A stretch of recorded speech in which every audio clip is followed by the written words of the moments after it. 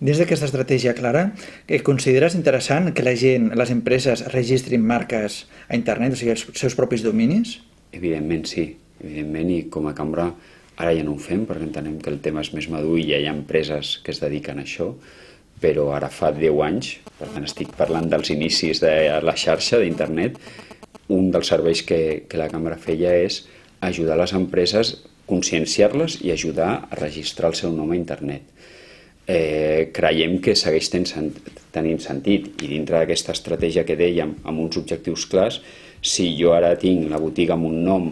però dintre d'aquesta estratègia vull crear una línia de productes o vull crear, diguem, una secció específica i li vull donar, perquè internet crear una secció o una línia de productes no vol dir crear una empresa nova, sinó em permet jugar amb, bueno, doncs ara vaig a crear un portal o vaig a crear